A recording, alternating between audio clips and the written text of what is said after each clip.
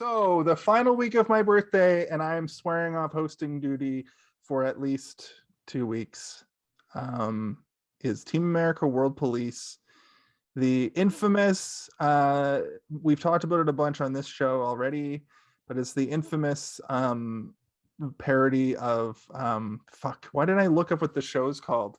Steve, Thunderbirds. Thunderbirds. Oh, Thunderbirds. I remember that shit. Parody of Thunderbirds, only more grotesque and playing Also, Captain Scarlet. There was a bunch of mannequin shows that's true. from Captain Scarlet as a well. certain era of television. I think it was the 60s. I can't remember.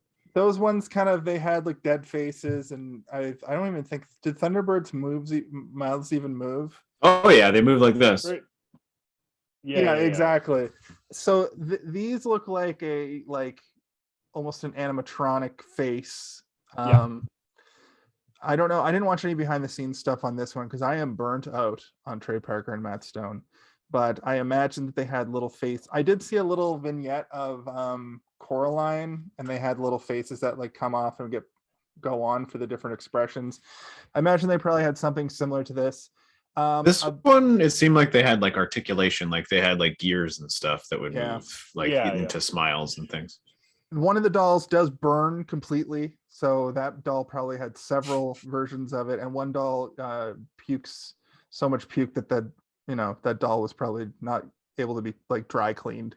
I know it's not real puke, obviously, but the doll was probably ruined with whatever. There's like some intern, like Michael Scott with the Woody doll in The Office, just like a bunch of them, like trying to clean them in a bathroom. That's what I was thinking. I was like, for some of them, like for the one that they lit on fire, did they have to have like 6 of them so they could get one shot? But I will say that some shots with those like moments do look like they were, especially that shot looked like it was done, and then that's it. We got the take. Same with like the cats. You kind of have to just do, like, you can't corral two. They look like younger cats too. You can't really make them act. Anyway, we'll get into it when we talk about Team America World Police. It is Wednesday night, my dudes, and hey, did you see this one?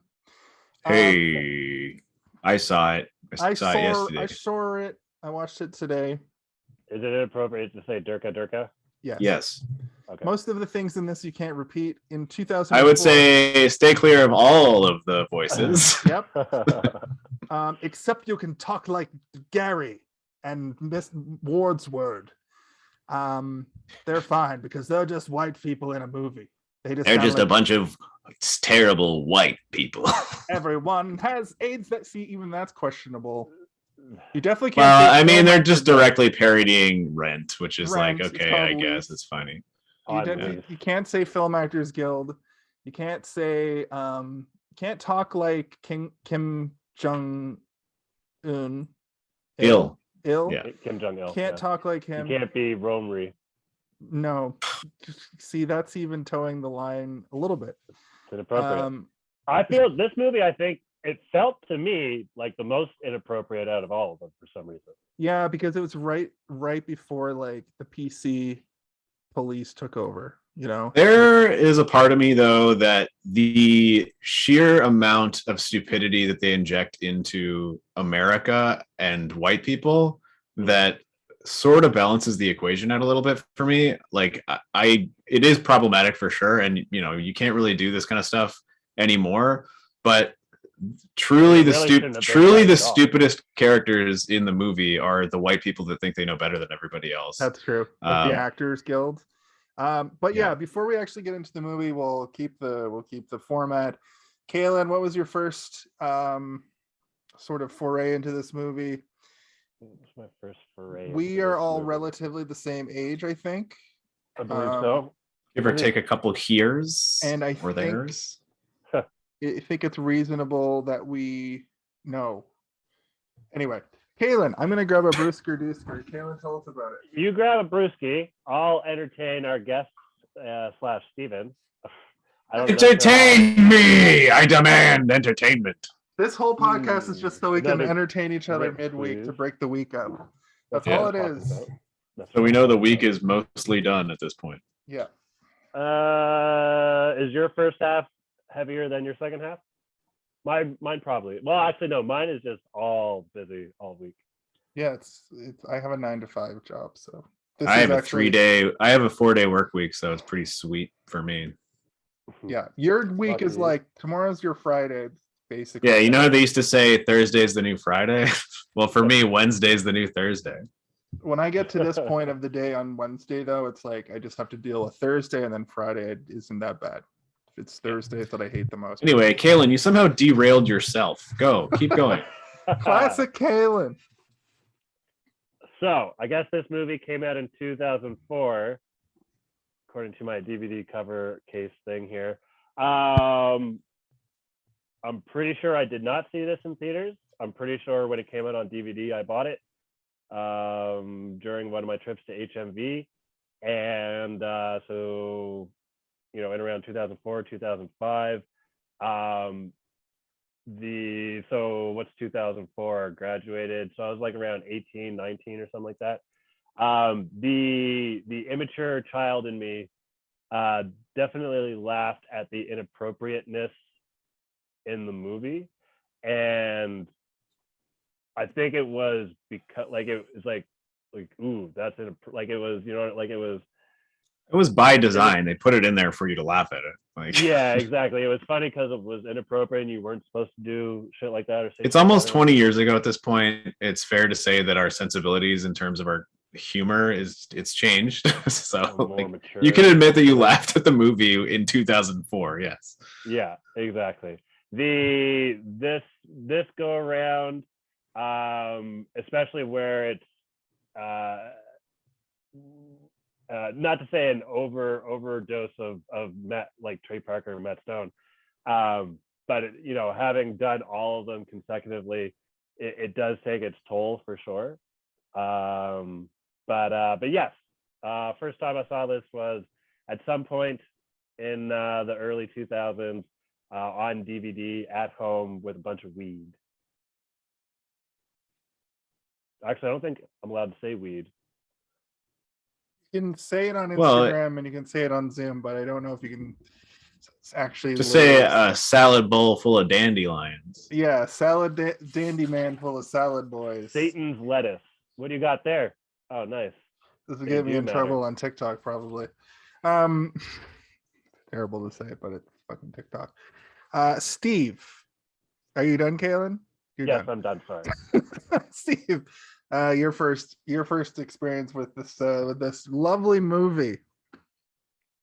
So I saw this movie in theaters. I was too young to see it. I remember my girlfriend at the time had to buy my ticket for me, which was I felt like a older girl. I felt like okay, well, 18 to 17 by a few months is not it's not a risque maneuver when you're in high school. Don't mind me. I love older women. Okay, especially when they're older by 3 to 4 months. Yeah. So, yeah, and I remember going to see it and thinking that I really liked the Thunderbirds when I was a kid, so I was pretty excited for this. And I've mentioned before, I enjoy South Park, and I always have enjoyed South Park. So I was more than excited. I think I was actually ramped up for this movie. I was like, it's like the Thunderbirds, but also South Park voices, and the guys made it. It's gonna be great. And I saw it, and I was having a good time. I remember enjoying it, and I remember laughing at the jankiness of everything, and thinking of how clever all of the set design was. And at the end of the movie, my girlfriend was like, it was funny, but it was kind of really racist. And I was like, yeah, you're right. Definitely. My girlfriend was also Japanese at the time. So she was like, yeah, I don't know if I liked all the voices. And it's like, okay, true. Yeah. And then I proceeded to do the voice in the car on the way home, which was probably not great of me, but I wasn't a great kid. But yeah, I remember liking it, and I remember thinking to myself, I want to see how they made this. So when it comes out on DVD, I'm probably going to buy the DVD, and I want to go through all the special features and see the puppeteers and stuff. I want to see how they did some of this stuff. And I never did, actually, no, because one of my friends bought it, and I just was like, "Do you want to borrow mine?" Oh yes, pass it through the screen to me now. I could probably find all those special features online now if I wanted to. But yeah, that was my experience was generally positive the first time I saw it. Unlike every other one of their movies, this one I think I had aged into a point where I was like less grossed out and afraid of things, and I was more adventurous. I'd gotten super into horror movies and really like body horror sci-fi at this point, so my brain was all twisted anyway, so I'm like, yes, the darker and more offensive the better. Yeah, so that's my intro to Team America. I have a similar experience. My same aged girlfriend at the time and I went and saw it. I would say I was 19. I would say that the Venn diagram of like this humor and my humor, if this is like where I was born, was going like this. And the year this movie came out, it just became a perfect circle. And it became a perfect circle. Everybody was like, look at the parking lot, was looking at the sky as the moon eclipsed the sun, and you're like, Team America's coming up on the screen. It's like, ah! I'll never forget this viewing. You know when like the first MCU, like the first big MCU movies were coming out, like Iron Man after 2, Iron Man, or Iron Man 2 and beyond, and people would go to the theaters and they would just clap and lose their mind over like, I can't believe I'm seeing these superheroes on the screen finally. Have you guys ever clapped for a movie? Yeah, I'll admit it. I mean, I have no melatonin in my skin, so it's probably going to be assumed. I've done this. Ooh. Yeah. Or whoa. Or oh. I've gotten real misty-eyed at a bunch of movies. So I cry in almost every movie that intentionally tries to make you cry. It hits me every time. No, I don't mean Notebook. No, that's not what I mean. I mean any movie where I see Spider-Man come on the screen for the first time in the movie, I go blind. Like, for some reason the X-Men theme plays in your head. Well, they did have like one of the best theme songs. True. The theater going experience for this was not unlike those later MCU movies where the opening scene in Paris, everybody was just kind of like, wow, that was Psych Out? Fucking crazy. Just like the scope of it, I think, was just how good it looked and how ridiculous it was, and how, but then when they first open Mount Rushmore and it goes America, and like nobody knew it was about to happen. Yeah. It's just America. The first time I heard America, fuck yeah, I laughed. I don't think to this day I've laughed harder at anything. I went back specifically to all the trailers today because I was like, I remember the trailer being really good, and I watched the trailer, and it's like, they're just aping on the trailers of the time. Yeah, it's just that like, song does not appear. No. That song doesn't appear, and I always remember that appearing in my memories of the trailer, and it doesn't. So like, I did not hear that song. I did not hear that song until the moment that happened, and I remember looking at my girlfriend and she was like laughing pretty hard, but I was like, why aren't you dying right now? Like, and the theater was like losing their mind. And I'm talking like, it's a banger. I've never experienced that surprise. Like, I wish that I had seen Batman or No Way Home in theater, because I feel like that's the kind of like reaction you could share with an audience. Yeah. I do remember the same thing, like that, a wave of laughter and me looking around at the people I was with and everybody uproariously laughing. Yeah, everybody was laughing very hard. At what in retrospect is a pretty dumb joke, but like just how epic, and like there was nothing like that. Nothing so American made but anti-American Yeah. At that time. Those kind of jokes are a dime a dozen nowadays. Like Family Guy and American Dad, pretty much that's their whole shtick. But back then, man, fuck. 2004 was like the end of the like, you could get away with being an asshole on TV, and I don't miss it. It's not like I'm not like one of those people that's like the good old days when you could say the N-word without repercussions. It was more like, what? When were you alive when that was a thing? I'm from the 1970s. That was a bad example. The early 2000s, where you could still do a vaguely racist accent, and everybody was like, ha ha ha ha ha. I guess is more. I'm pretty weird. sure that guy who with all the puppets still does his weird racist puppets, doesn't he? Oh yeah, Jeff Dunham. Yeah, Yeah. Jeff Denny, funny money. So yeah, I can see his thing moving. His mouth? Yeah, Yeah. because he's terrible. I can see his thing moving. He's a really shitty comedian who does bad jokes with dumb puppets, and he's like a bad ventriloquist because he's more of a comedian, arguably. Anyway, so yeah, basically it was a coming of age story. Me seeing this movie, Okay. and it made me feel like sort of changed how I viewed South Park. I got like around that time I was like really into South Park, but like after this I was like got really into like Really?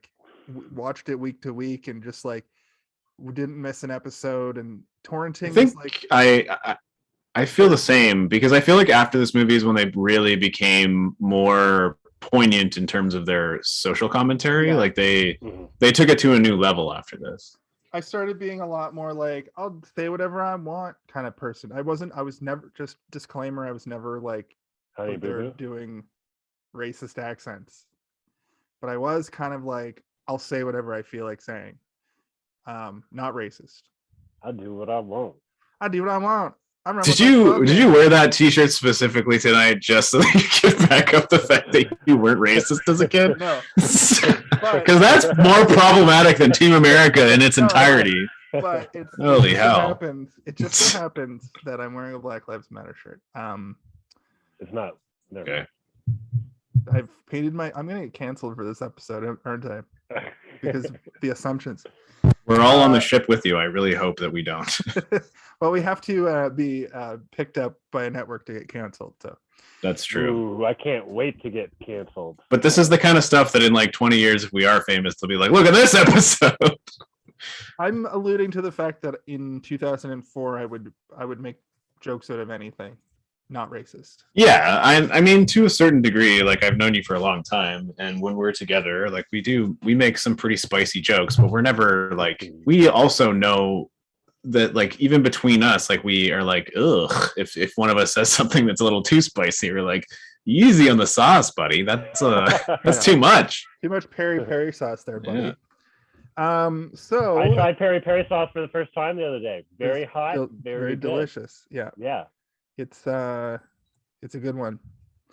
I'm gonna do a quick old plot summary through the Wikipedia as usual. I don't expect you guys to do this when you're hosting. I just You want the back of the case? Well, I don't want to. Actually, never mind. There isn't a thing on the back of the case. It's like figure it out yourself, buddy. I think we've also kind of gotten to the point now where we've gone through these movies and we realize that the plot really is not the point of most of their movies. That's true. So here's what I'm going to do. I'm not going to read through the Wikipedia version of it. I'm just going to do the synopsis, just to give. Okay. If you haven't seen the movie, here's the synopsis. When North Korean ruler Kim Jong-il orchestrates a global terrorist plot, it's up to the heavily armed marionettes of the highly specialized Team America unit to stop his dastardly scheme.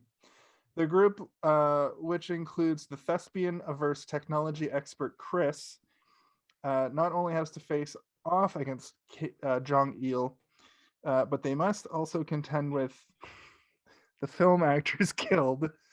The reason I laugh is because in this, it has it doesn't just say the Film Actors Guild. It has the letters too, which is like, why would you put that? The abbreviation. Yeah, it has the abbreviation. It's like, yeah.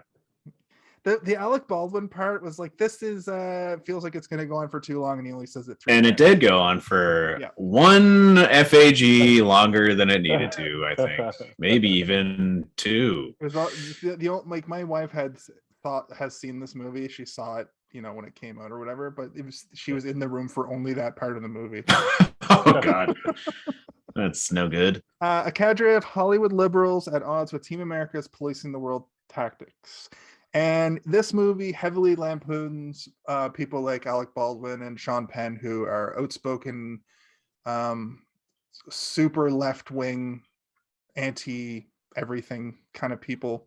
And by anti-everything, I mean like anti-NRA. Active activists.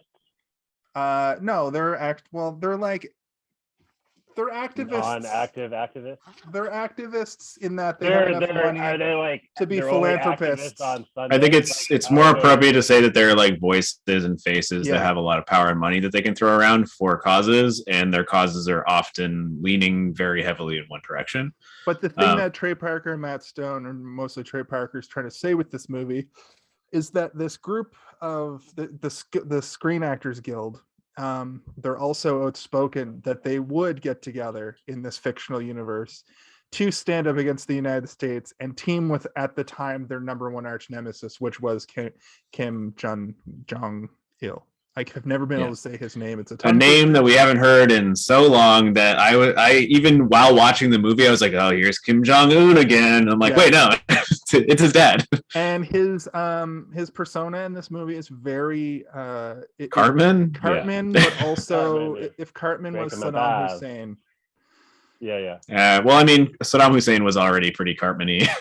Yeah. So it's almost like they exercised like the really, really bad parts of Cartman and just embodied them into different characters, right? Like Cartman is the character in which It's not these his types of archetype. characters can live Yeah. inside of as the main part of the group.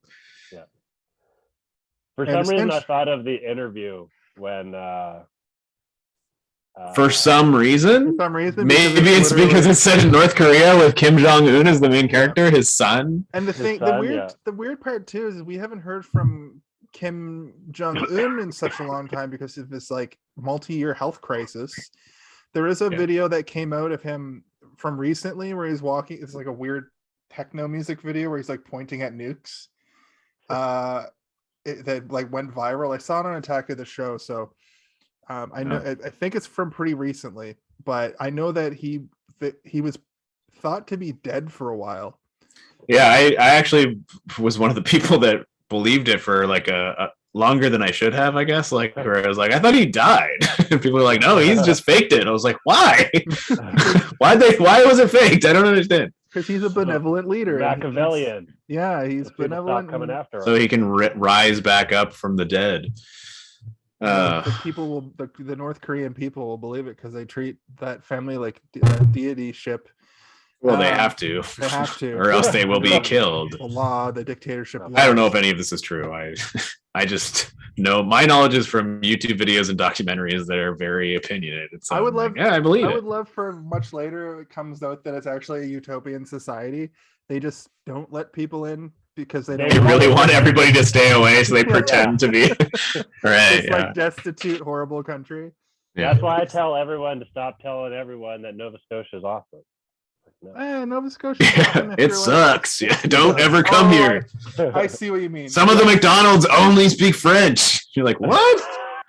It's true. Halifax does rule to live in if you're cool with like slow living, you know, Chilling, just like, chilling, slow living. The bar scene, like you'll go to a bar on a Tuesday night and there'll be 3 people there. Well, it did take Kalen 20 minutes to figure out Zoom tonight, so he's the That most wasn't- chilling guy I ever met.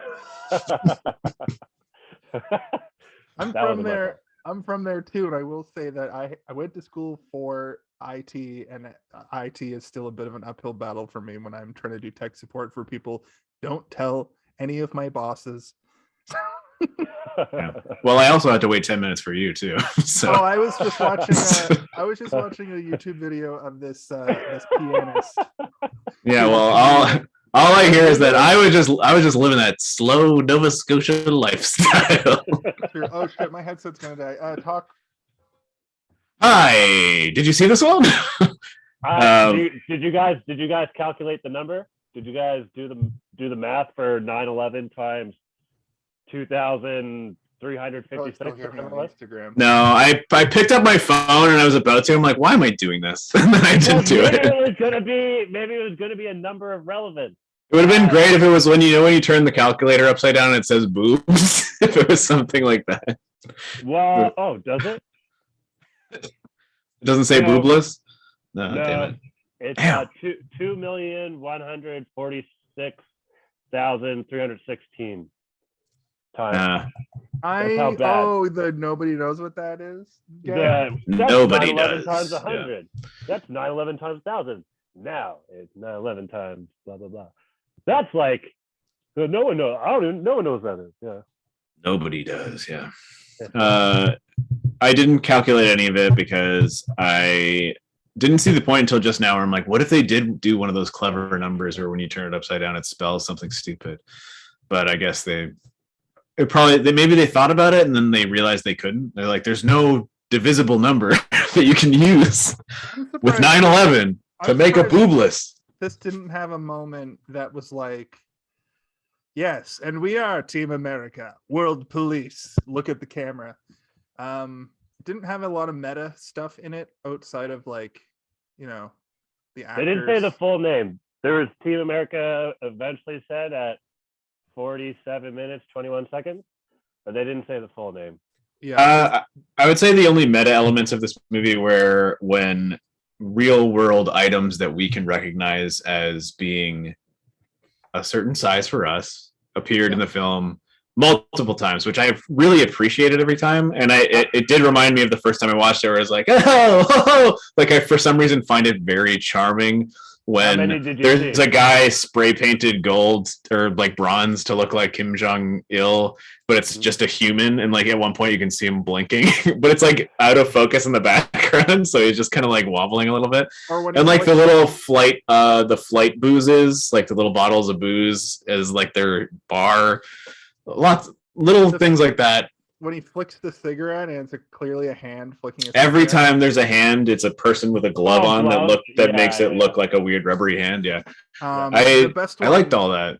The best thing, I think, the best use of that was when he's trying to decide if he wants to be in Team America. When Gary's trying to decide, and he's going into all the American monuments, and they're just full size. Yeah, and he's tiny. He goes to like the what is it? I can't remember. Oh my god, I've been there. All the graves. The graves, like it's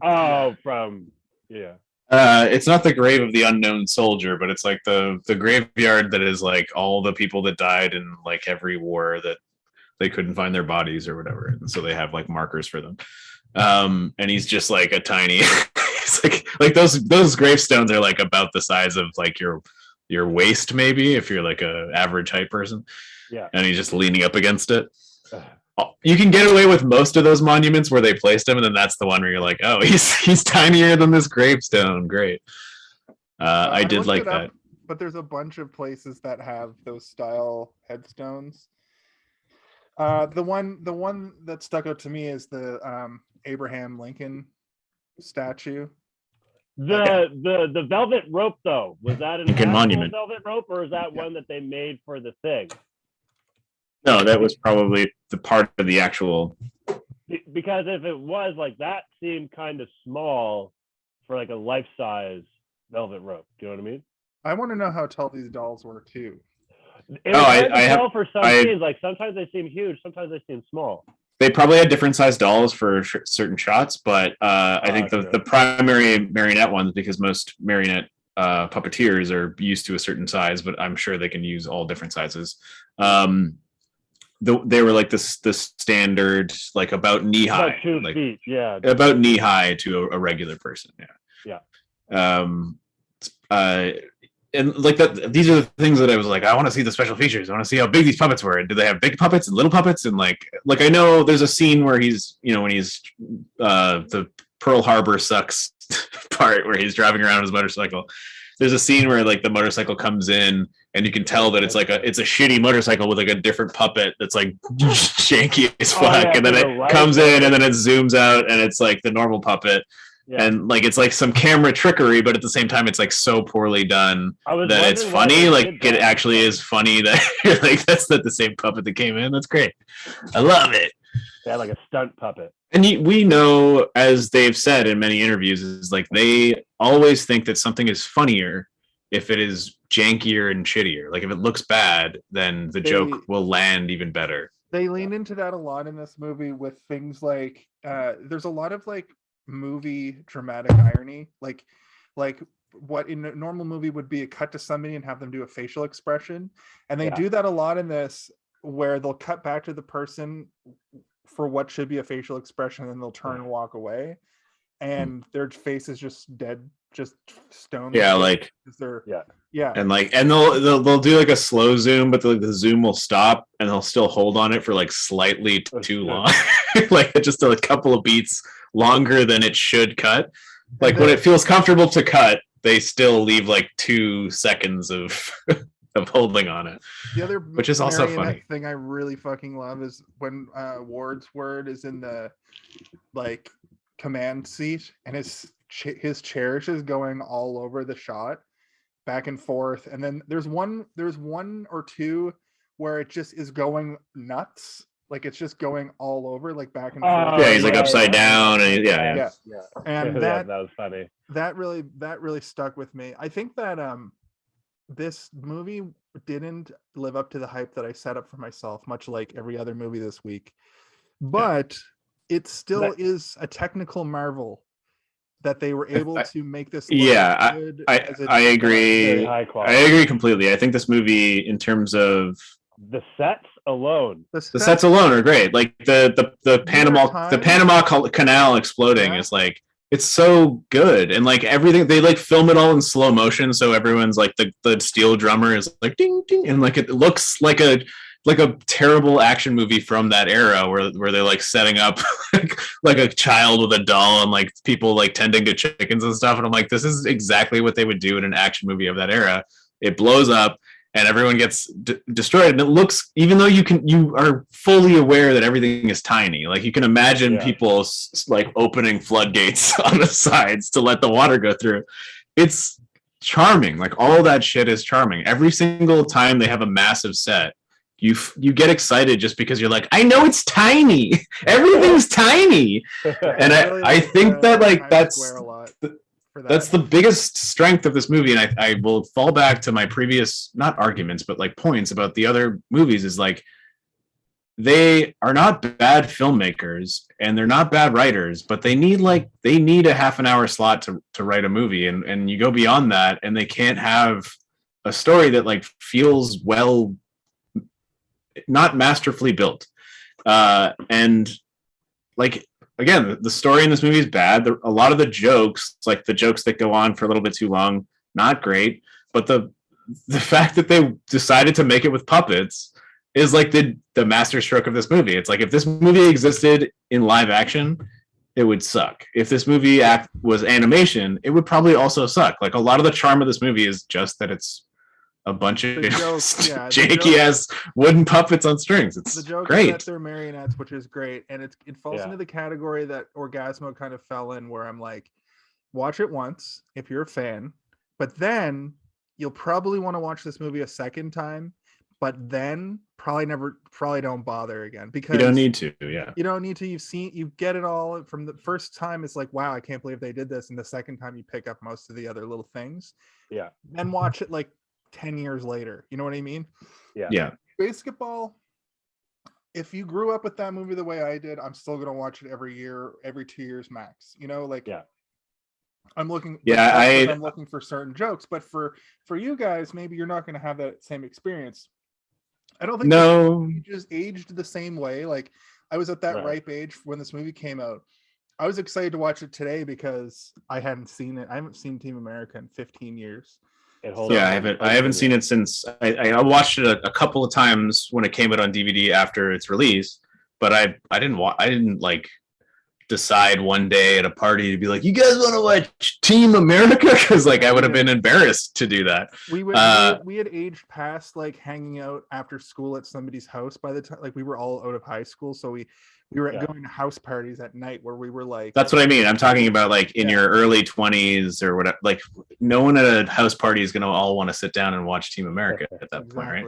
Because those kind of movies were put on before alcohol came into the equation. Like something like The Matrix. It's 1999. You can't get alcohol. All you have is like 1 gram of weed between 7 people. You smoke a joint and you watch one movie, and then you're all burnt out, and then you're like, well, I guess I'm gonna go home now and play video games. Another thing from this era that I really loved was the soundtrack, and it had been such a long time since I heard the score to this movie that I used to hum the like do do do do do do do do do do. I used to hum it all the time.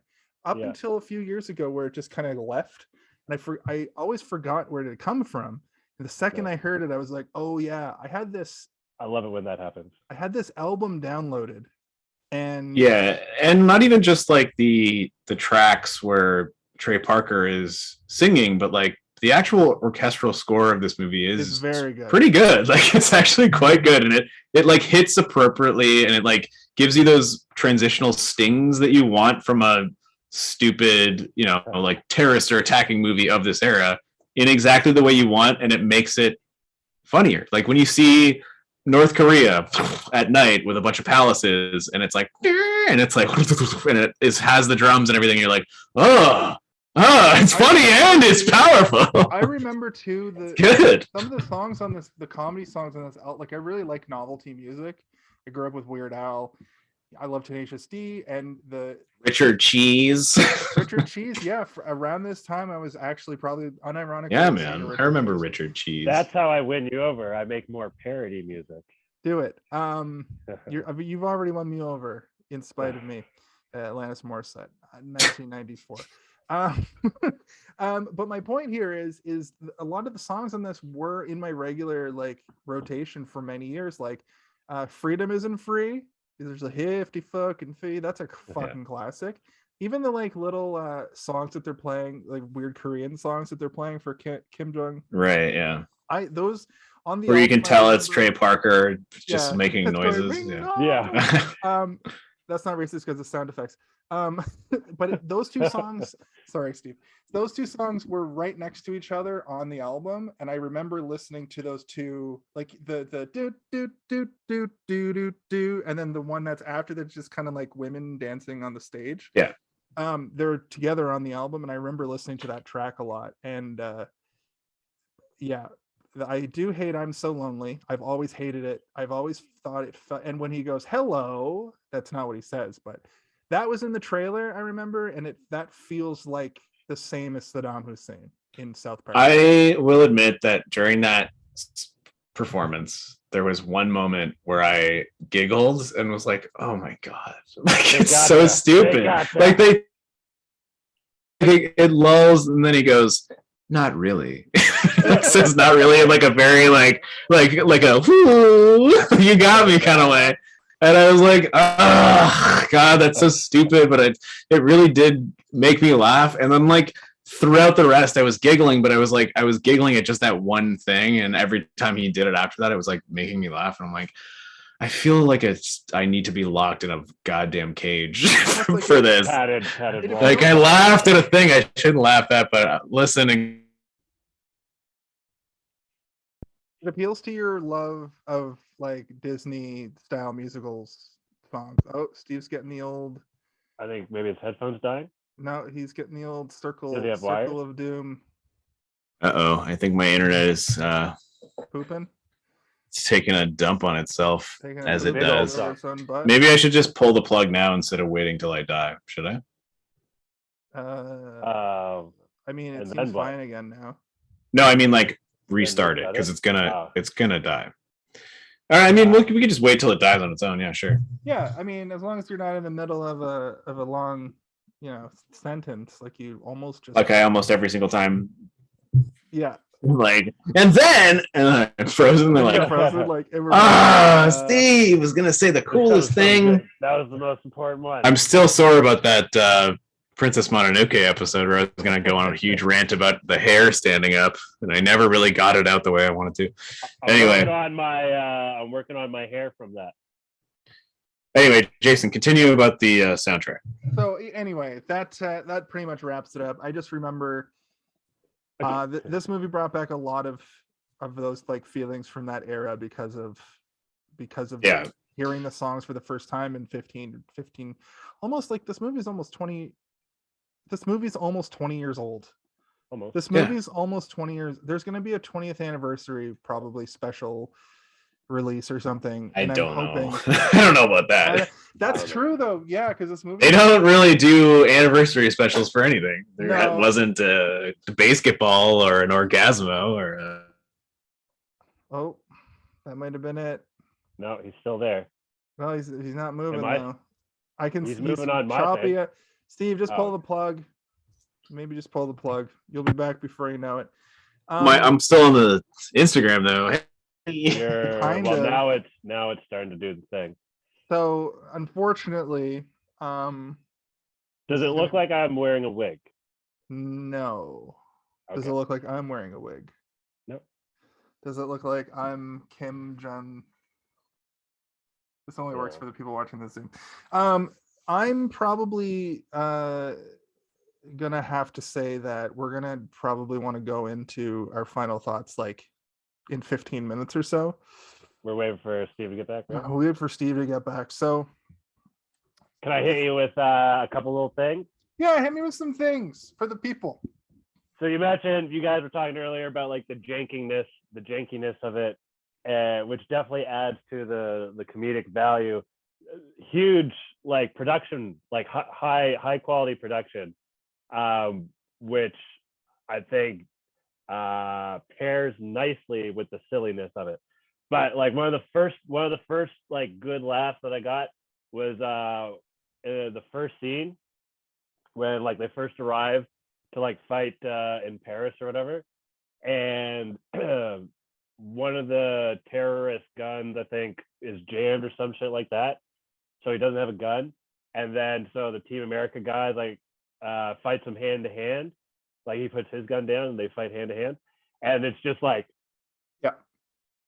that one gave me a good little laugh when the boss guy or whatever the headquarters guy goes to recruit Gary.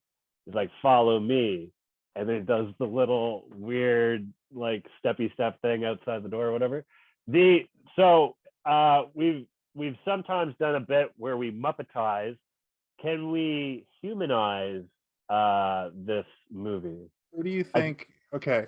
I So texted you guys Chris Pine. Chris Pine for Gary. I think that the actor who plays Chris, or the Chris, the guy with the glasses, he looks like you might have to look this up.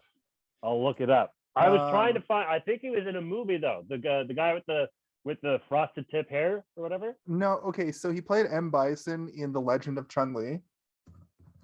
Okay. I don't know if you saw that, but the actor is Neil McDonough. Look up Neil McDonough, and you'll see what I mean. Because this dude looks like Chris from Team America: World Police. Neil McDonough. Yeah, Neil. Oh, Tom Green's trying to go live, steal our viewers. Tom, why don't you join our live instead? MC or MAC? MC. Oh, that guy. Yeah. Yeah. I see that. I can see that. Let's see who else we got. All For of the some actors, reason- all of the real actors in this movie obviously would just play themselves, I assume. Yeah. The Basil guy or whatever, the like head the Wordsworth. yeah. He, for some reason, I just pictured the guy from Austin Powers. Yeah.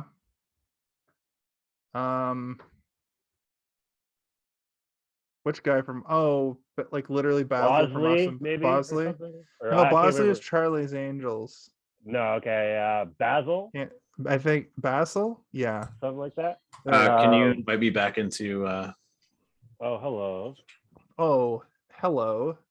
The thing that I hate. We're doing our somewhat recurring segment, but instead of Muppetizing the movie, we're humanizing the movie. Yes, I was still listening. Oh, Um, nice. So you The- wanted to give Chris Pine to the main guy? Yeah. to Gary, based on our conversation on our chat that we had earlier. The text. Right. Let me just pull up the rest of the cast.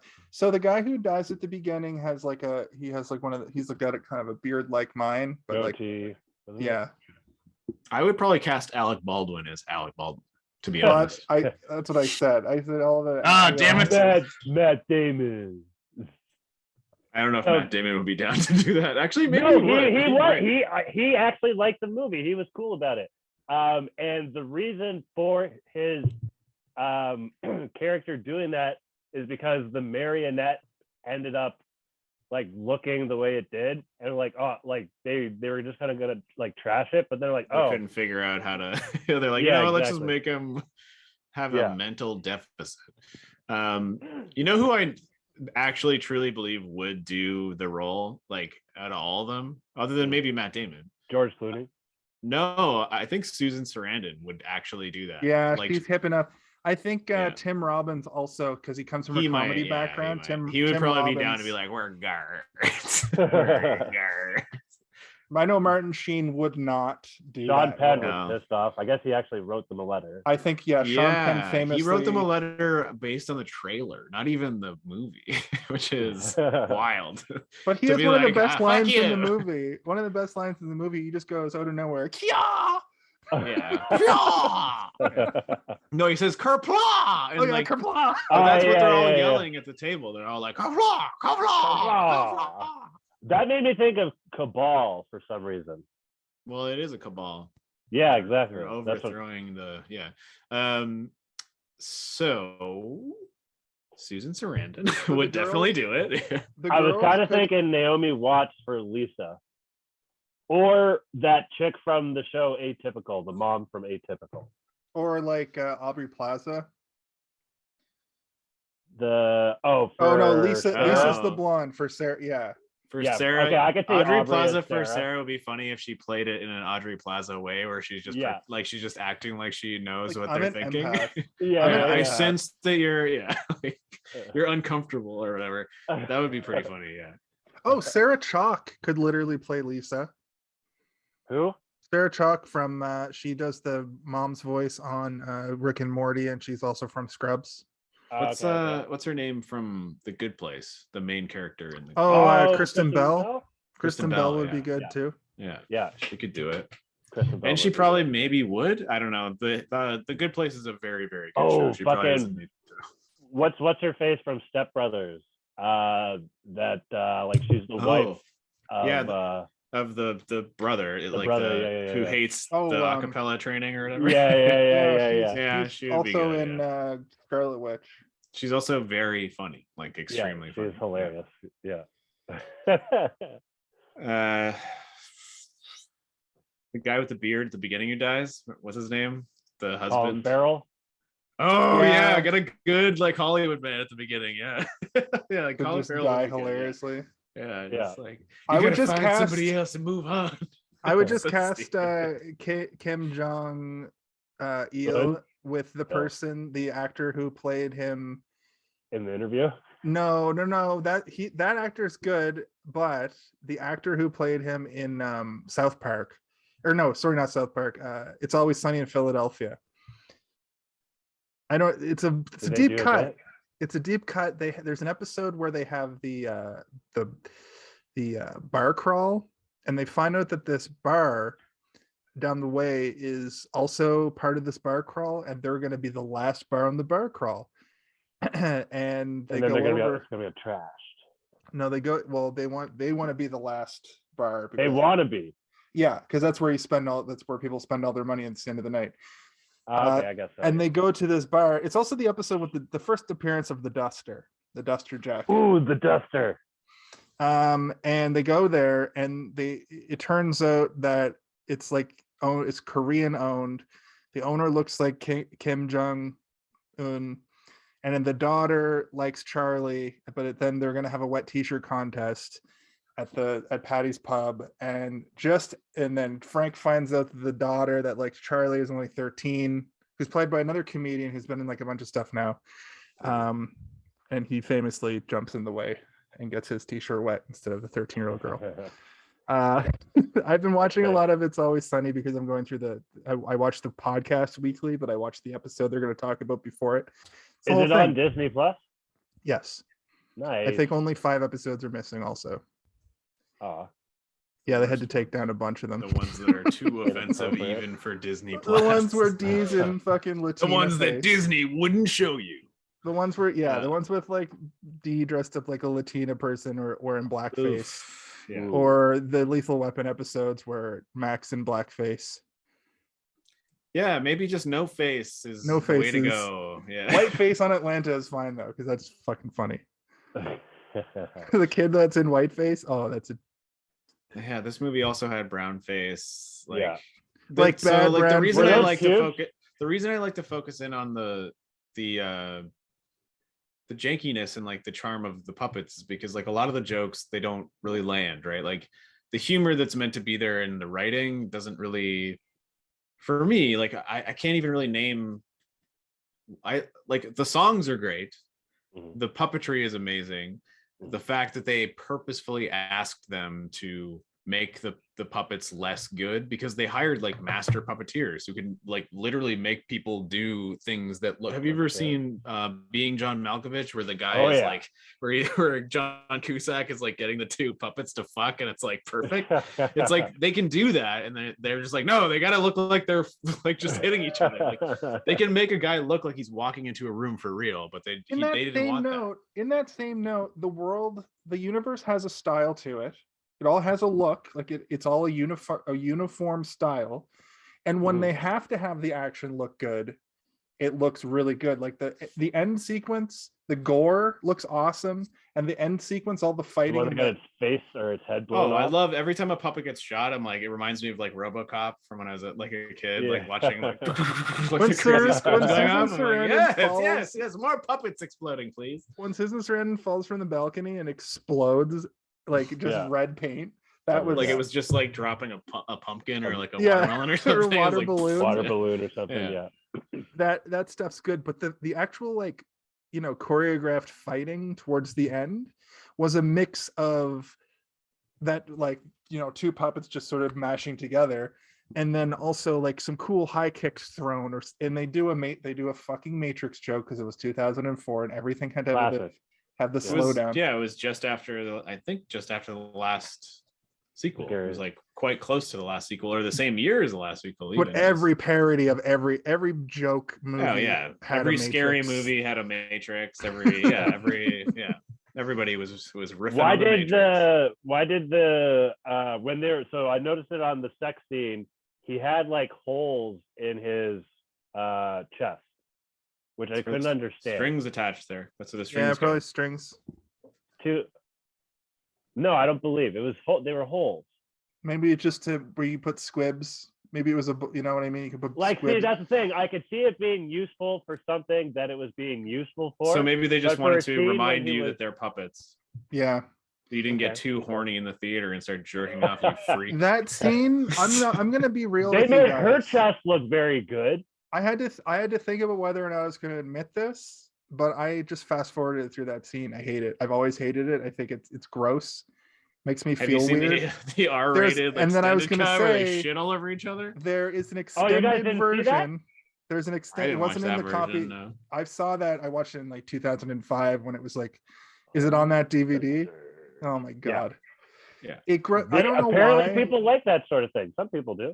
It's funny. It was funny the first time I saw it. but Well, now the I- reason it's uncomfortable is because it's not a sex scene, it's a pornographic scene. It's Yes, like they're doing, they like, basically wheelbarrow and recreated Standing a 69 porn and- scene. Like they're doing shit that they would never show in like a normal movie, right? Like Right. Yeah. like yeah. they're banging up against like ottomans and like against the mirror and like jackhammering and like they're doing stuff that you see in 69ing porno. and Like not, upside yeah. down. It's not a romantic sex scene. It's a hardcore puppet pornography scene that there's no dick, no vagina, but there's just like these Ken doll Barbies just She is bashing up against very each other. voluptuous, though. Yeah, and he's got great abs. What are you trying to Caleb- say? He Caleb? Caleb was did trying have to- great abs. Caitlin was trying to pull one out during fucking to the boobs on the doll. I'm a boob man. How about the two Star Wars references, Steve? The the music. hey, he said Steve, not Caleb. The Jedi mind trick at the end. He's like, Oh yes, that one. you don't need to see my invitation. I'm just running a little bit late. And they're like, I believe him. Let him in. And then there was the Bitch. where the Middle Eastern bar Yep. was an alien bar. but We're like, also, "Ugh." but also, Oh, it no. exposes George Lucas a little bit because I think his George desert Lucas bar. exposed himself with Watto and Yeah. the Nemoidians Yep. and a lot of aliens in Oh, Star and Wars. not to mention Jar Jar Binks being a fucking basic, I don't like bringing up Jar Jar Binks anymore because I learned a lot about Ahmed Best and like the life ruining experience that playing Jar Jar was for him, and it really kind of like made me be like, maybe I should never mention that again to anybody. Yeah, but the character. I heard he was going to be the ultimate evil enemy or something, though. Like all those accidents he did only looked like accidents, That's and he was fan actually. Yeah, Kaylin, welcome to the year 2022. People have been talking about that since 2017. Get your act together. I've been And were talking they, about that since 1999. People thought that Jar Jar Binks was going to show up in The Last Jedi. Like, oh, it's me, It's son. me, sir. I'm the big bad I'm guy. the worst Jedi ever. Yeah, like, I don't think so. Um, Who knows? The only person that knows, George Lucas. Maybe he did doesn't think that even he know. could- yeah. He doesn't know. He's just going as he goes. The only thing that he knows is that he created one of the best things that ever existed on planet Earth and beyond. A New Hope, and then that's A New Hope, Empire Strikes Back, and then that's it. Nope. I love Return of the Jedi. It's great. I know. I also really like a lot of the prequels. Hey man, mean, hindsight's 2020. When those prequels are looking real good to me now after the new ones, and I'm sure I they're liked gonna. them at the time. Every single Star Wars movie I've ever left, I've been like, best one yet. That was the greatest Star Wars I ever saw. Like every single like I left Solo being like, wow, who would have thought how cool Chewie would have looked covered in mud? I think they're gonna break the Why mold has no when one they ever do, done that before? when they do a Knights of the Old Republic trilogy, and everybody's like, "Oh, it can be high fantasy, sick." That's where I'm gonna come and be like, "Oh, this is Like Final Fantasy. prequels. This is Final Fantasy. This is what Final Fantasy." Jason, is. Oh, Final Final Fantasy is also based on other things too. You know, it's not like the holy grail of creative genius. It's right? my favorite. It's a yeah, but it's like super referential to like everything. I know there's no real. It's also originality. referencing a lot of stuff. Like it is like referencing Look, so much. Final stuff. Fantasy 12 is a Star Wars movie, in my opinion. So Correct me if I'm wrong, but didn't the creator of Final Fantasy name two of his characters after Star Wars characters, and they're like the Rosencrantz and Guildenstern? Like, pretty sure that is because you're George right. Lucas. To be Okay, thank you. fair, well, he named Biggs, and some of it's not always Biggs and Wedge, but then in the translations here, it's always Biggs and Wedge because of that, and then it became that they're always called Biggs and Wedge because of that. But yes, Listen, all I'm saying is that there are great moments of storytelling, and they sometimes go hand in hand, and sometimes they inspire each other. And there's no reason for you to hate on Star Wars. There's no reason for me to hate on Final Fantasy. but we If can you all come at agree me that we saying hate it's better, I'm Star gonna Trek. defend myself. Star Trek is good. I like Star Trek. I know you like Star Trek. That's the joke. It's fine, everybody. I don't like Star Trek. I like Star Wars. I don't like Lord of the Rings. I want to see a Knights of the Old Republic. That's a lot more of the Jedi magic shit. Lots of magic. I want to see them do magic, like Sith fire. Sith fire. It's called lightning, which is a very distilled. No, that's version of another fire. move. Lightning and also fire. Yeah. But fire this time. Do it. No, I also like Final Fantasy. I just find the games very tedious, and that's why I cannot play them. I have played a few of them, but I just can't get through them all. It's hard. It's too many. Too many and too I long. just played Final Fantasy 1 to 6 through again in under a year. Again. So you can. I don't know where you find the time. I can barely get up and shower properly in the morning. Well, you might want to That's see a the time right psychiatrist. there. My psychiatrist said that too. He said you should probably see a different psychiatrist. I can't help you with that. This pill bottle can though, maybe, or you'll lose your libido. Who knows? So anyway, about Apparently, this you lose movie, your libido. yeah. So here's the thing. Guys. It's already 25 after. We're starting to talk about other stuff. We started talking Yeah, about other stuff. I know you've got to go to bed, so let's go through the final thoughts. And, So just hold on 1 second. I just want to make sure we talked about the major points of this movie. And the fringe things were things like the soundtrack, the puppet sex, mentioning the extended puppet sex, listening to Kaylin get horny over the puppet sex. All of these things I knew would happen. We Cut a talked hole in his pocket before he went into the theater. He's like, I heard there's a puppet sex part in this movie. we talked about the dolls. We talked about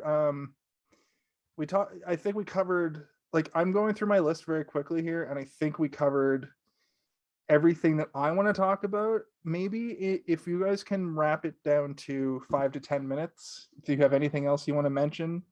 I got one other thing. The stereotypical guy just wants sex, where she's like, if you could tell me that you won't die, then I would make love to you right here, right now, or whatever it is.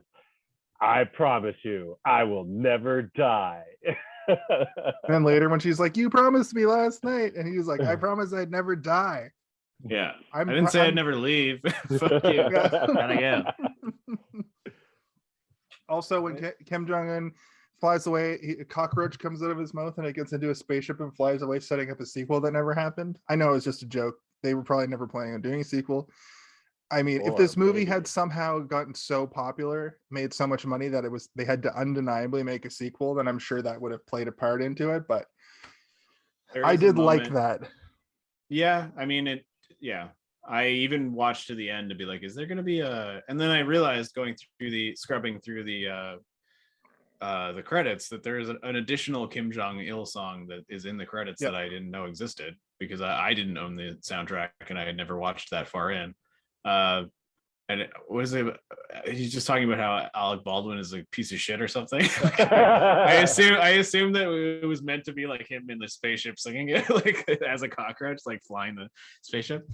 But my favorite line in the movie is when what's her name? Lisa says something to Kim Jong-il and he goes, bring her, and then he turns around and goes, upstairs. It's like, because he turns away and says upstairs, but he says it like a little baby boy. It's so funny. I assume that was like him recording and he added that in after like the take, watching the like puppets. And they just probably thought it was very funny and left it in. And I agree that if that wasn't there, I would have probably been like snoozing at that point. The guards was the last thing that made me laugh. And like a couple other little things. Upstairs. A couple other things that made me laugh. That, you know, one of the main things that people bring up all the time is the dicks fuck asshole speech. I always thought that was, nobody brings that up. Really? I mean, it is a good in your metaphor. life. People bring that up. I think about it a lot. What I think about a lot is, pussies are an inch and a half away from assholes. I think that line pops into my head all the time, and I don't know why. I guess because I saw this movie, and it makes me think about that speech. It doesn't. It's not imagery. It's just like, oh yeah, it's true. But also, it's a good. It is kind of true. Like that whole speech is kind of true. Yeah, in a weird way. It's an excellent like Deadwood level analogy? Use of swearing analogy for an double entendre for. Nice. It's perfect for this movie. You could never use that in any like real life situation where people will be like, "You totally wow, could. You're right." Okay, maybe you could, Kaylin, in your friend group. I don't think I could. The other, speaking of swearing, Chris's use of swearing in this movie is all very good. Surprise cockbags, and then he fucking the ramp comes out of the Jeep and they fly into the Sphinx and the Sphinx falls down. Like that kind of stuff makes me laugh. And finally, I liked his voice a lot in the movie. Like the voice he was doing was very like, it was so stupid, but it was like so on point for like that was the boss guy, like the guy wearing like the stupid mountain climbing goggles and the guy that hates. I don't know who you think you are, but you're not supposed to be here. Yeah, like the guy that hates Gary. He's like holding up the pool cue and he's like, well, I wouldn't trust him behind my butt or whatever. And he's like it hits the pool cue and it's just terrible. It's like a terrible shot. The last thing that made me laugh is their depiction of Michael Moore. having mustard all over him and holding 2 hot dogs and ranting. I like Michael Moore, but They also like Michael Moore. I guess Yeah. Matt Stone was in, like, they had he made an edit of They his, made like, a interview. they made a whole animated short in Bowling for Columbine. Trey Parker and Matt Stone. Oh, made that. really? Yeah. yeah, Oh. so I'm sure that Michael Moore is self-aware Medicated. enough self-aware enough that he liked that depiction of him, and then him being like the I thought they terrorist were bomber. pissed off at him. Could be. That Who could knows? be it. Every interview I hear with over this last week, every interview I've heard with Trey Parker and Matt Stone, they're always like, we used to get invited to Hollywood parties at the very beginning, and now nobody talks to us because we don't care about who we lampoon.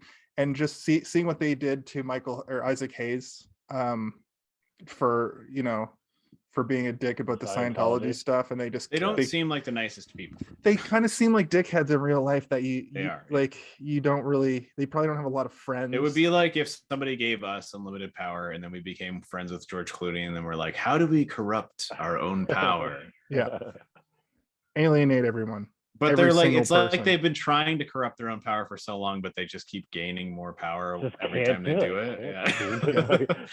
Which Well, is they're- also kind of cool. Like they're that advocates just for like, free no one can stop us. They're advocates for free speech, and when you're an advocate for free speech, you have to test the boundaries and you got to push to change the guard.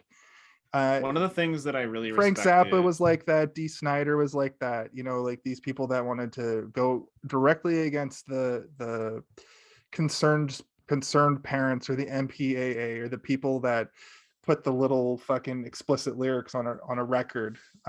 People that want to go against the man, basically, who want to.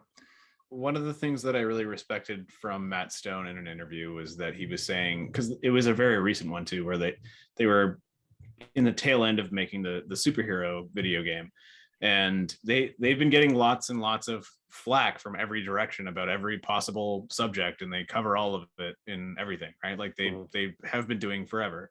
And I have a lot of issues with their humor in certain aspects of life. But then Matt Stone said beautifully, he's like, you know what? We get flack all the time, but at the end of the day, if people aren't laughing, they're not laughing. So Yeah. I'm not going to make a joke that I think is funny just because I think it's funny. I want to make sure that people are laughing about it. And like that made me kind of like pull back a little bit and be like, oh yeah, it is just jokes. Like they're making jokes. Yeah. And I don't need to get so upset about everything. And like I know I've kind of like tried to get in deep about like why certain things are bad over this entire month, but like I do understand that like they have been and are currently and will still continue to make jokes. But the fact that he understands if people aren't laughing, they're not laughing, is something that I can respect and understand, and I kind of really appreciate. Where if he gets to the point that we're not laughing anymore, like if I'm not laughing at something, but you are and you are, sure. But if it starts to bleed across where we're all not laughing, they're going to pull back, and they'll have to pull back, but they'll start punching in the right direction. Well, and that almost happened when Donald Trump was literally the president. They were like, what do we even, like, the worst, a South Park plot is happening in real life. How do we joke about it? It's already, the jokes are already happening in real life, so that's why the seasons were weird for a few years, where they're like, he's writing our material for us, but we can't use it because we don't like to rip off other comedians, except for South Park, of course, or except for and Donald Trump is the greatest comedian who ever lived. He pulled off the greatest joke ever, which was becoming the president of the United States of America. Yeah, somehow. So and with still that, cracking jokes about it. That was well said, Steve. With that, I think we should go into our final thoughts. I'll start with Kaylin. Let us. How do you feel? If you want to sort of sum up this movie and then sum up the whole experience, that's probably what we should do here. For sure.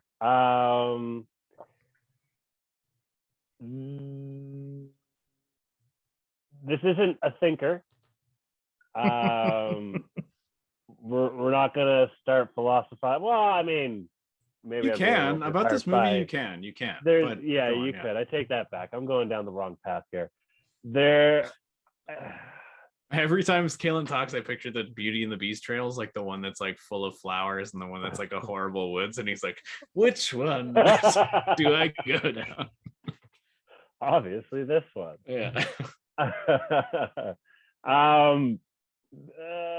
Yeah, I was high when I watched it. It helped me turn off my brain. There, a majority of the things that I found funny were simple little things that were just inappropriate, I guess, at the end of the day, and it almost like turned me against myself or whatever. It's like made me kind of like, you know, realize or like see the growth of you know, me being like a more mature person and kind of being more understanding of other views and peoples and perspectives and that sort of thing, and how I'm starting to trail. My apologies. So, final thoughts. If you're smoking a lot of weed and have nothing else to do, you might have some fun with this movie. If you enjoy marionettes doing it, Which you do. We've discussed. You definitely do. And definitely enjoy this movie. I give it. What do I give it? I'll give it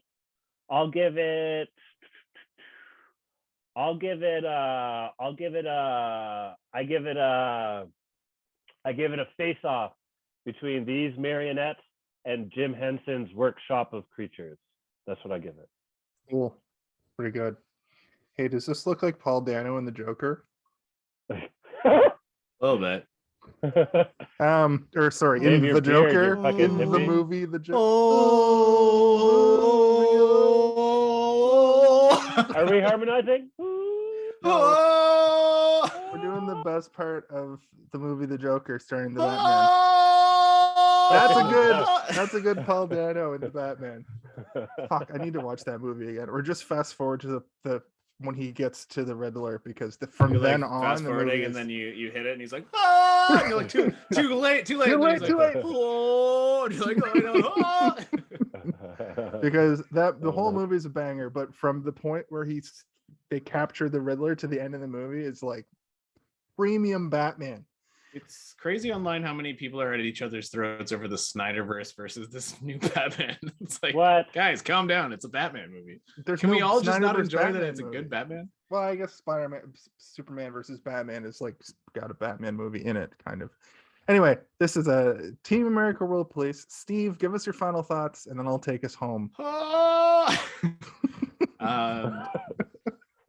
You know, I went into this tired, beaten around, feeling a little rough, nauseous from the entirety of the catalog of Trey Parker and Matt Stone. And I still think that as much as they hate making movies, and as much as I think that they're not really great at writing them, they should maybe have another crack at it. Because like this movie, in terms of impressing me with the stuff that was meant to impress, like the things that they're like, this is going to be hilarious. Like the France at the beginning where they destroy the Eiffel Tower onto what's it called? I don't know. I'll just, the French arches. No, like I can't remember what they're called. The canal? No, the arches de la blah blah blah. I can't remember what it's called. Like there's like those arches that like traffic goes around, and it's like a very old thing, and like the Eiffel Tower falls right on it. A rotary? Explodes. No, Kalen, it's a very famous architectural landmark. It's like a thing that has been around for like hundreds and hundreds of years. It's not a roundabout. You're like, a roundabout? A French roundabout? Did they destroy a French roundabout? I call it they also destroyed the Arc de Triomphe des Études. Okay, Is it round? L'Étoile. No, it's an arch. It's Pour an le arch. Arc It's like de an arch. Triomphe du Like a bridge? Carcel. It's the triumphant arches, I believe, is what it translates to. Le Anyway. Grand Arche de la Défense. There's many Anyway. arches. There's several arches in France. So in Paris. From that moment onward, I was like, oh, I forgot how much this movie means to me in terms of like just it's like a Coraline, or it's like a Nightmare Before Christmas, where there's like all these little miniature sets that are like super impressive, and I can turn myself off and forget about the poorly written jokes or the things that are meant to be really funny, but I'm just not really, they're not hitting for me because I'm not 16 anymore or whatever. And like I was able to enjoy it just as a masterful work of art. Like the scene where they're on the railing and talking just before they rail each other, where they're leaning on the railing, and there are the heads of the Mount Rushmore behind them. Yeah. I for a moment was like, oh, those are real faces, they just painted them to look like stone. And then I was like, wait, no, they're not. Those are carved faces, and like those are real things. Like they're in the background, and like there's a lot of artistry in this movie that you can appreciate completely artistically. You don't have to think about the composition of humor in the writing. You can just watch the scenes and be like, wow, look at all the stuff they did for this stupid puppet movie, and it's super impressive. And I guarantee you there are like masters of their craft that worked on this movie and we're like, okay, so we're gonna do some squibs here and blow some stuff over here, and then like Trey Parker Master, and we're like, okay, so we're gonna make them run this way, and then what? They're like, well, you only have one take on this because we're gonna blow this whole thing up, and once it blows up, it's blown up. And like that kind of stuff, it's kind of weirdly inspiring for somebody who would like love to make a funny movie one day, but also make something that is like made entirely by hand.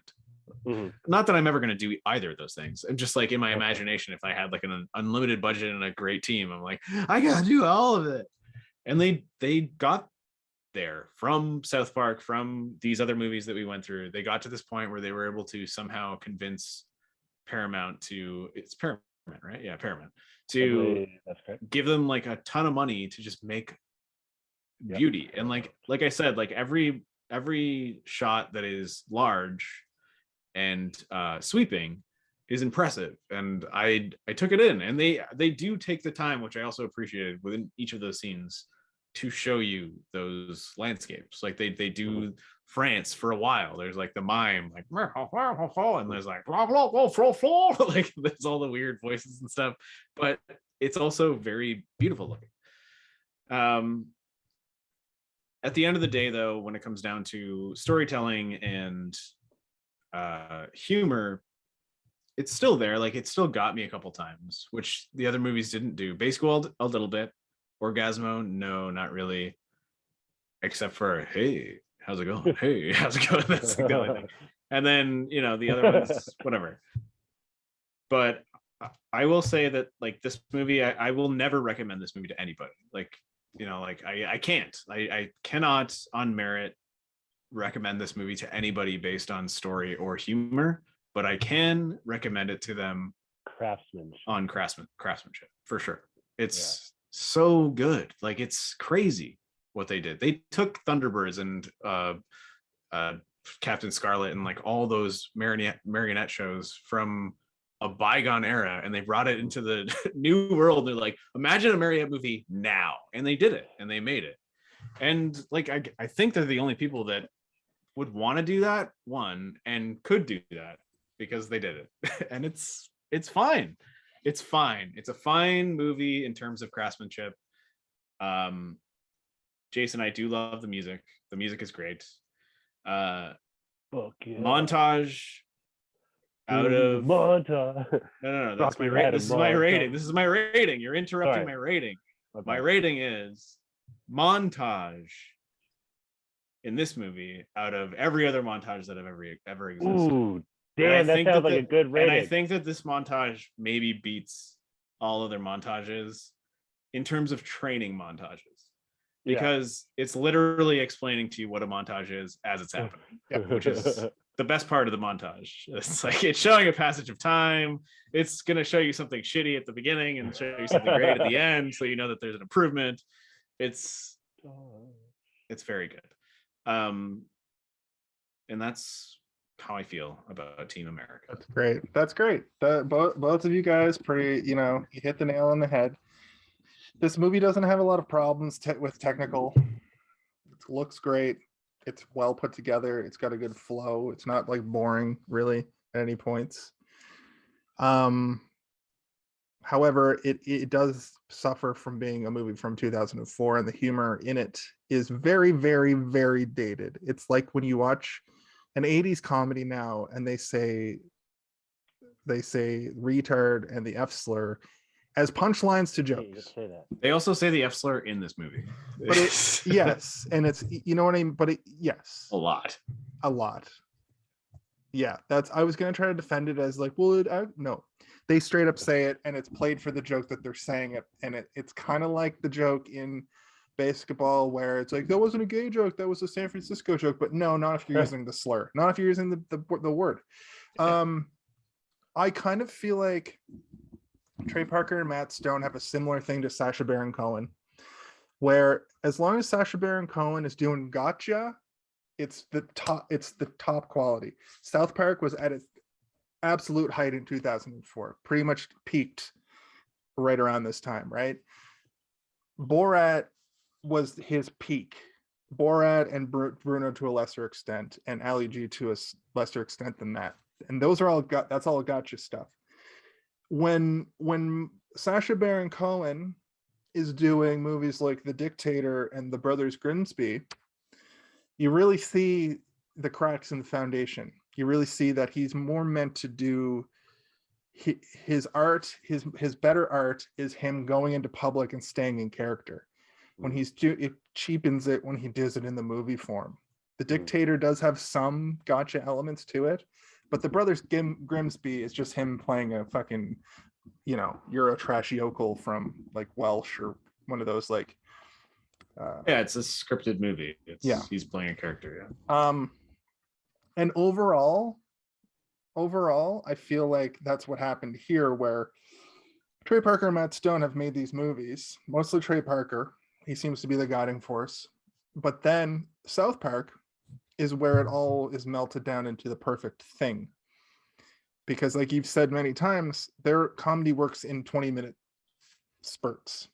Yeah. The 20-minute format is where they shine. And I just couldn't stop thinking of fucking Borat today while I was watching this, because it's like it is a lot like trying to sit through The Dictator, which isn't that bad, but it is very much like why didn't you take the Dictator character and do that in real life? Because if you've seen his later show, This Is America or something like that, yeah. He basically has a character like that. And the people are buying it, or the Israeli like military dude, and people are buying it. So yeah, as far as this month goes, I kind of want to apologize. I didn't realize it would be like this, where every movie got progressive. Every movie's quality sort of went up while us getting more disillusioned and our enjoyment going down. And I have a vault of Trey Parker and Matt Stone movies that I'm now closing, and I won't have to watch any of these movies again for 10 years. When I'm also like on paper, it's a good idea, right? Yes. You're like, you think like, oh, these are movies I loved, but when you do a tour filmography, you gotta choose somebody that goes all over the map with what they do, right? Like they do the same thing every time. I mean, for my birthday next year, I'm going to do 4 movies that Weird Al was in or created. Oh God, VHS! I hear on the horizon. UHF. VHS is a very different movie. Right. VHS is a very different movie. That's a fucking not a snuff movie, but like a murder porn. But horror porn. Give me a little tip of the hat for knowing what UHS is. UHF. UHF. is. And also he does the opening song for Spy Hard starring Leslie Nielsen. Yes. Which yes. I would count. Anyway, I digress. As far as this particular movie goes, it was fine. I gave it a 3.7. I know I gave Basketball 4 last week because it was my birthday and it's one of my favorite comedies. Realistically, that movie probably skews lower, and I think a 3.7 is like an actual solid rating for this movie. And it's mostly based on technical merit. It's mostly based on I'm disconnecting my love for Trey Parker and Matt Stone for this rating, where I didn't do that last week. So I wouldn't disagree though. I honestly think that movie is better than this movie, like in a lot of ways. In like a lot of ways, yeah. Like it's a more feel good, like spoof movie. It's More like Hollywood. it's like any Adam Sandler. Yeah, Not It's like any it's Adam Sandler. Sorry, any Adam Sandler from the late 90s. any Okay, Adam that's Sandler movie up Christ. until Punch Drunk Love, up until he stopped doing comedies for a while, and then he came back and all his comedies. Punch got Drunk progressively Love worse. is good. It's Punch a Drunk good Love is movie. good, It's yeah. a good movie, but his comedies up to Punch Drunk Love are his golden era. After I that, think they're hit and Wedding miss. Singer might have been like the last best one. Yeah, but then after that, it's like Little Nicky. Hey, you which guys is don't like good. Zohan? You don't like You You don't my mess with the boy Zohan. or whatever? I liked it. Sucked. That's My Boy is good, and it's That it's- that was good. Yeah. for I that being think that one of movie those. is based in a weird problematic premise that I Oh, really it definitely am is. uncomfortable by. There's some problematic stuff for how recent the movie came out, but it was one of those like it's a callback. It deals to- with pedophilia and incest in the same movie somehow. yeah, and racial stereotypes, which they all have. Anyway, Where were these teachers when I was a kid? well, that's you can't make that joke. Yeah, Kaylin. Somebody in the chat I said don't hear any sirens yet, but they're coming. They're coming. for I you. heard one earlier coming from Steve's camera. Somebody in the chat said the Garbage Pail Kids Oh 1987. yeah, we got to do that. I would like to do some weird offbeat. Well, we do have horror, our weird weirdo 80s our movies. weird puppet month that we were thinking about doing, where it's Yeah. like puppets. Is that the one after next month is your month, right, Steve? Yes. So Is Should we talk order- about that a bit? So Well, yeah, just before we go here, man, we're pushing it. My bad. We are pushing it. Well, let's talk. We'll talk about it next week. I'm gonna end it here because I gotta go. But thanks for indulging me. It was a good birthday month overall. I had a good time Happy last birthday. week. Thank you. Stay tuned for next month when it is Steve's month. He's gonna regale us with some. What the fuck was that? I'm pointing to the audience. Oh, all I it saw was looked the like end you were. of Yeah. it. Oh, my bad. Yeah, you need to point at all the This cameras one. and not just one. Yeah. Yeah. There, yeah, inappropriate. point from further back. Because some of the cameras make it look like you are a very bad person. Yeah, but Inappropriate. we will come at you next week with all the deets on May. Thank you again, and for Kaylin and Steven, I am Jason. For Steven and Jason, I'm Kelvin. For Kaylin, for Jason, I am Steven. And hey, did you see this one? I did. I saw it.